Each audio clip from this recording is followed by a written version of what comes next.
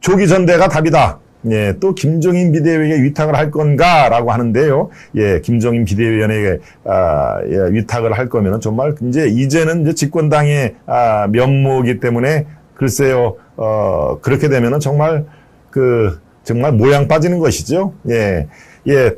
왜 조기 전대가 답이라고 저는 생각이 들까요? 네, 지금 말씀을 드린다시피 배현진 최고위원이 오늘 최고위원직에 사퇴를 했습니다. 예, 사퇴를 했는데 이거는 배현진의 개인 독자적인 판단을 해서 사퇴를 한 게 결코 아닌 것이죠. 네, 바로 제가 방송 들어오기 직전에 10시 5분이니까요. 예, 바로 배현진 최고위원직을 사퇴를 했는데 예, 이 사퇴의 변이 이렇습니다. 국민 기대감 충족을 시키지를 못했다. 그래서 나라도 책임을 져야 될 상황이기 때문에 사퇴를 한다라고 얘기했는데요. 네, 배현진 최고위원은 예, 다른 최고위원 비해서 그래도 촉이 빠른 편입니다. 어차피 최고위원들은 사퇴를 할 수밖에 없습니다. 지금 상황에서. 예, 버티면은 어떠냐고요? 예, 버틸 수가 없는 상황으로 점점 빠져나가고 있는 거니까, 배현진 그 최고위원이 MBC인가요? 그렇죠. MBC에서 아나운서 출신입니다만은 그래도 그나마 이 감각이라든가 촉이 빠른 편입니다. 예, 어차피 사퇴를 할 수밖에 없는 상황에서 먼저 저렇게 치고 나간다는 거는 그래도 배현진이 아나운서 출신이지만 예, 정치에 그래도 맞는 그런 기질인가 보다 저는 판단이 됐는데요. 네, 이렇게 얘기를 하고 사퇴를 했네요. 오늘 최고위원직에서 사퇴합니다. 윤석열 정부가 5월 출범한 이후에 국민들께서 많은 기대와 희망으로 잘해보라는 바람을 심어주셨는데 저희가 80여일이 되도록 속 시원한 모습으로 국민들께 그 기대감을 충족시키지 못한 것 같다. 그런 부분에서 당 지도부의 한 사람으로서 그동안 많은 애정과 열정으로 지적해 주셨던 국민들과 당원 동지 여러분께 굉장히 송구스럽게 생각을 한다. 그런 많은 말씀에 대해 깊이 통감하고 있다. 예, 이렇게 얘기를 또 하고요. 마땅히 책임져야 하고 끊어내야 할 것을 제때 끊어지지 않으면 더 큰 혼란을 초래한다고 생각이 들었다. 저 개인이 지도부 일원의 한 사람으로서 책임지는 모습도 보여드려야 할 때라고 생각한다. 이번 당 지도부는 새로운 정부 출범 그리고 새로운 대한민국에 대한 뜨거운 열망을 가지신 국민들께서 대통령을 탄생시키라는 명령을 주셨다. 지난 1년 동안 저희는 분초를 다퉈가면서 선거에 임했고 감사하게도 대통령 선거와 지방선거의 승리라는 감사한 선물을 우리 당에 안겨주셨다. 그 부분에 대해서 다시 한번 국민과 지지자 여러분께 감사하게 생각한다. 그럼에도 거기에 100% 만족스럽게 충족시키지 못했던 점에 대해서 너무나 깊이 죄송하게 생각한다. 저는 이제 국회의원 한 사람으로서 다시 제자리로 돌아가서 이 당이 활력 있게 윤석열 정부와 함께 거듭나는 모습을 보여드리는데 함께 하겠다. 이런 사퇴의 변을 얘기를 하고 사퇴를 했는데요. 네, 저는 다른 최고위원들이 어차피 줄 사퇴를 할 수밖에 없는 상황이고요. 지금 체제는 변화할 수가 없기 때문에 이 배현진 최고위원이 상당히 먼저 치고 나갔다라고 하는 건데 이게 먼저 치고 나간 거 그 자체는 상당히 정무 감각이 있는 걸로 저는 평가가 됩니다만은 이게 과연 배현진 최고위원의 혼자 독자적인 생각이었을까요? 네, 천무당 만무당한 얘기죠. 이건 절대 혼자 이렇게 할 수가 없는 상황입니다. 자, 그렇다면 배현진의 최근의 행적을 한번 돌아보겠습니다. 이준석, 그 징계위원회에서 당원권 정지 6개월로 이렇게 아웃되기 바로 직전에 어떤 일이 있었나요? 바로 이준석이 이렇게 가운데게 당대표니까 이쪽에 조수진, 이쪽에 배현진이 있지 않습니까? 그 두 사람이 지난 전당대회 때 최고위원 선거에서 1등, 2등 한 사람입니다. 최고 득표율 수로 당대표 옆에 이제 포진을 하는데 이렇게 뭐 악수도 이렇게 패싱하고 둘이 신경전을 많이 벌였죠. 그러고 또 당대표한테 이준석한테 이렇게 아주 쓴소리도 많이 했고요. 여러분 기억이 나실 겁니다. 배현진의 개인적인 독자 행동이 아니었습니다. 그거는 더 깊이 들어가자면은 배현진이란 그 의원은 정치인은 원래 뿌리가 어디였습니까? 네, 여러분 알다시피 홍카콜라 홍준표가 당대표 시절에 발탁한 사람이죠. 네, MBC 기자였는데 MBC와 굉장히 갈등이 벌어졌습니다. 특히 문재인 정부 들어와가지고 이른바 노조가 MBC를 장악하는 상황에서 이른바 이 배현진을 비롯해서 몇 사람들은 다닐 수가 없는 상황이 되니까 MBC에서 나오고 바로 그 홍준표 당대표가 이제 발탁을 한 것이죠. 그리고 나서 송파에서 한번 보궐선거에 나와가지고 떨어졌죠. 떨어진 게 바로 최재성 민주당 중진 의원한테 한번 떨어지고 그 다음에 작년 그 총선 때 이제 만회를 한 것입니다. 그 1승 1패를 한 것이죠. 그런데 지금 홍준표 의원하고는 이제 그 홍준표 이른바 계보에서 떨어져 나갔습니다. 이탈을 했습니다. 이탈을 하고 윤석열 정부가 들어와서는 사실은 이제 신주류에 편입을 하려고 상당히 그 애를 썼던 여러 사람 의원 중에서 사실 뭐 정부가 바뀌면 누구라도 주류에 서고 싶은 생각이 있지 않겠습니까? 그런데 마침 자기를 발탁했던 홍준표 전 대표는 대구시장으로 이른바 하방을 했기 때문에 더 이상 이제 인연을 이어가지는 못하는 상황에서 신주류의 편입을 하려고 했던, 그렇기 때문에 바로 이 윤핵관, 이 신주류가 눈의 가시처럼 여겼던 이준석과의 그 갈등 관계를 야기를 시킨 겁니다. 그 앞에는 이제 정진석 국회 부의장하고도 또 이준석하고 우크라이나 건으로 또 다퉜죠. 그러니까 이준석 정말 당대표는 당대표지만 영선, 그리고 37살짜리 아주 나이 어린 당대표이기 때문에 이 정지석 같이 이렇게 다선 의원, 5선 아닙니까 벌써? 5선이기 때문에 직접적으로 이렇게 다투는 모습은 몸에 이게 오히려 손해다. 정진석이라든가 또 누굽니까? 지금 그 원내대표, 권 원내대표 같은 경우는 직접적으로 이준석과 이렇게 경쟁하고 다투는 모습은 오히려 손해다라고 하니까 이 배현진이 바로 그 틈을 파고 들어간 것이죠. 그렇다면 내가 하겠다.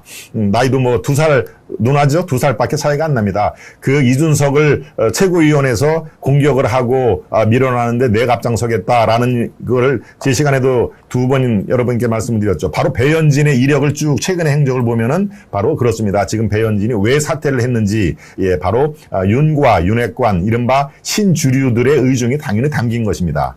그러니까 먼저 배현진이 사퇴를 하면 다른 최고위원들은 야, 이거 그러면 나는 어떻게 해야 돼? 라고 돼 있는 것이죠. 최고위원이 3명만 사퇴를 하면은 바로 이 최고위원은 자동적으로 무너지게 돼 있습니다. 왜? 의결 정족수를 채우지를 못하니까요. 3명의 최고위원들이 사퇴를 하면은 그 최고위원회는 자동적으로 해산이 됩니다. 그러니까 배현진이 지금 선두로 사퇴를 했죠. 나머지 2사람이 이어서 사퇴를 하면은 그렇습니다. 지금 현재의 체제는 무너지게 돼 있는 겁니다. 그러니까 어떻습니까? 그렇습니다. 지금 현재의 체제로서는 아무리 최고위원을 더 하고 싶어도 오래 끌 수가 없는 상황이기 때문에 바로 배현진은 어차피 한 달 내에 무너질 최고위원 내가 앞장서겠다라고 지난번에 이준석과의 그 갈등 관계를 야기한 거하고 똑같이 먼저 뭐라고 합니까? 선빵이라고 그러나요? 요즘 젊은 친구들의 먼저 이렇게 공격하는 선빵을 때린 걸로, 그런 면에서 저는 정무 감각이 있다라고 저는 평이 되는데, 뭐 그 행동이 잘 되고 잘못되고 이런 게 아니라 정치인으로서 상당히 감각이 있는 편이구나. 어차피 상황이 이렇게 되면은 코너에 몰리면서 최고위원을 그만두는 것보다 저렇게 분위기를 선도하는 그런 면에서는 상당히 앞선 행동이었다. 이렇게 돼서 나머지 이제 여의도에서는 나머지 최고위원들 중에서 2명의 이름이 지금 오고 가고 있습니다만은 지금 제가 방송에서 공개적으로 얘기를 하는 거는 좀 그렇습니다. 본인들이 그것은 뭐 원치 않을 테니까요. 2명의 최고위원들이 연이어서 사퇴를 하면은 이제 최고위원은 자동적으로 무산이 되고요. 그렇다면 어떻습니까? 그렇다면은 바로 비대위 체제로 전환하는 겁니다. 비대위 체제로 전환. 비대위처로 전환하는데 비대위가 어떤 목적에서의 비대위입니까? 비상대책위원회의 준말 아닙니까? 비대위가 비상대책위원회의 준말인데 우리가 지금 비대위 하면은 민주당에서도 김종인을 비대위원장으로 모셔왔고 또 이쪽 국힘 바로 직전에 뭐 새누리, 한나라당 이런 데도 김종인 아주 위기사항마다 그렇게 아주 노회한 그리고 아주 산전수전을 다 겪은 정치 고수 김종인을 또 모셔와서 위기에 빠진 당을 구해 주십시오라고 하는데 그렇다면 또 김종인을 모셔올 겁니까? 또 김종인의 비대위 체제를 또 의탁을 할 것입니까? 이건 말이 안 됩니다. 이른바 정권 교체를 이룬 마당에 그리고 출범한 지 5월 10일 출범식을 가졌으니까 6월, 7월, 8월 이제 곧 3개월이 돌아오네요. 3개월밖에 안 된 새로운 정권이 또다시 비대위, 그것도 김종인 같은 외부 인사를 모셔와서 의탁을 한다. 이거는 정말 천부당 만부당한 얘기죠. 그런 집권당에 자격이 없습니다. 비대위 체제까지 출범한 지 3개월 만에 비대위 체제까지 지금 거론이 된 것만 해도 사실은 큰 실책이고, 바로 배현진 최고위원의 사퇴 변을 얘기한 것처럼 무조건 국민들께 죄송합니다.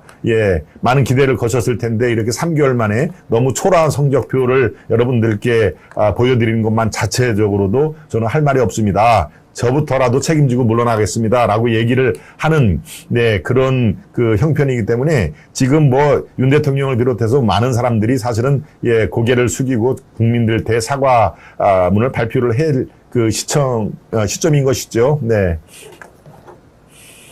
김 박사님, 시청자 이름 좀 많이 불러주세요. 구독자 늘리시는데 많은 도움이 돼요. 제가 틈나는 대로 우리 시청자 여러분 이렇게 닉네임 또 본인 또 이 실명을 쓰시는 분들은 실명을 많이 불러드리고 있습니다. 좀 부족하신가요? 조금 더 그러면 자주 불러드리도록 하겠습니다. 조금 또 찬반이 있습니다. 너무 이렇게 중간에 쭉 얘기하다가 지금처럼 이렇게 흐름을 끊는 그런 또 경우도 발생이 되니까요. 여러 가지 찬반이 있을 수가 있다는 점을 한번 생각을 해드리고요. 제가 이렇게 열심히 논평을 하고 설명을 드릴 때는 사실은 댓글을 제가 창을 보지를 못합니다. 그러니까 그것도 양해를 해 주시기를 바랍니다. 김종인 비대위원은 상징적인 의미에서 제가 제목을 저렇게 달쳐보는데요. 만약에 그렇다면 정말 집권당에 그런 그 자질이 없습니다. 자격이 없습니다.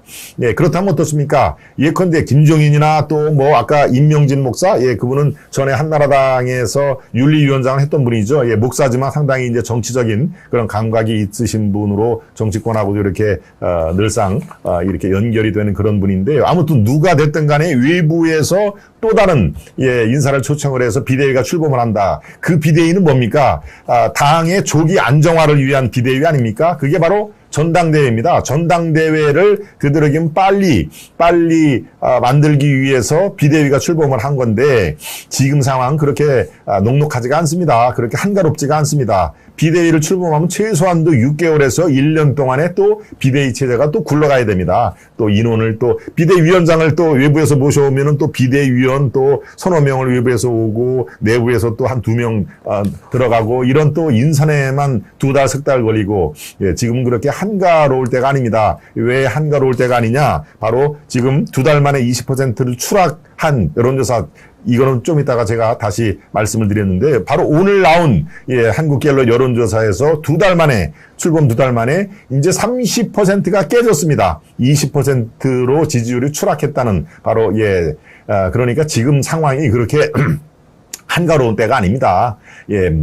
다시 그 비대위 체제로 해서 6개월, 10개월, 1년 동안 또 끌고 조기 전당대회 이런 거 보다도 당원 당규에 나오는 대로 최대한도로 당원 당규를 적용을 해서 그렇습니다. 조기 전당대회 2달쯤 뒤나 아니면 정말 속전속결로 해서 한 달쯤 뒤나 8월 말 하면 어떻습니까? 9월 초에 하면 어떻습니까? 지금 물론 걸림돌이 있습니다. 지금 걸림돌이 여러 가지가 있는 걸 제가 잘 알고 있습니다만은 이런 그 당원 당규라든가 아무튼 불법의 테두리 안에서 가장 신속하게 뭔가 우리 당이 지금 변하고 있습니다. 우리 당이라는 얘기는 이제 지금 얘기한 국민의힘 얘기죠. 국민의힘이 변하고 있습니다라는 것을 유권자 여러분, 국민 여러분께 보여줄 필요가 있다는 얘기입니다. 그게 시간을 끌어서 될 일이 아니죠. 지금부터 정말 특단의 조치가 필요한 것입니다. 한 달 뒤, 2달 뒤 이렇게 정말 짧은 시간에 어떤 특단의 조치를 내려줘서 국민들께 정말 이제 이 당은 변하려나 보다. 이른바 김종인의 비대위 체제 이런 게 아니네 라는 것을 보여줘야 될 거 아닙니까? 그렇게 지금 한가롭지 않다는 얘기를 제가 그 여론조사 20%로 추락했다는 거를 지금 잠깐 제가 설명을 드렸는데요. 바로 그런 의미에서 지금 특단의 조치는 매우 필요하다.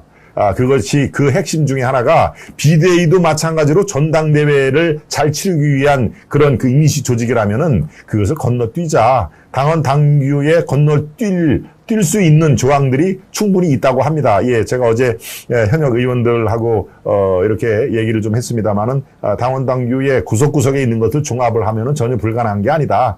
꼭 비대위를 6개월, 10개월 거친 다음에 전당대회를 할 그 필요는 없는 것 같다라고 유권 해석을 해준 건데요. 바로 그렇습니다. 지금 상황에서 매우 심각한 위기 상황으로 인식을 하고 첫째입니다. 두 번째, 그렇다면 특단의 조치가 필요하다는 인식을 공감을 하면은 예, 바로 이 정답이 있는데 왜 우회를 합니까? 예, 바로 정답으로 다이렉트로 돌진을 하면 되는 거 아니겠습니까? 예, 그러니까 바로 우리 국민들, 예, 유권자들이 이제 안심할 수 있도록 네, 가장 빠른 시간 내에 그것을 보여주는 예, 성적표를 내기 위해서는 조기 전당대회가 이 정답이다. 그리고 그것을 가기 위해서 이렇게 이 김종인의 또 뭡니까, 비대위, 이건 이제 상징적인 의미입니다만은, 임명진의 비대위도 마찬가지입니다. 그런 외부 인사를 통해서, 예, 집권한 지 2달밖에 안 됐는데, 그걸 외부 인사 왜 의탁을 합니까? 예.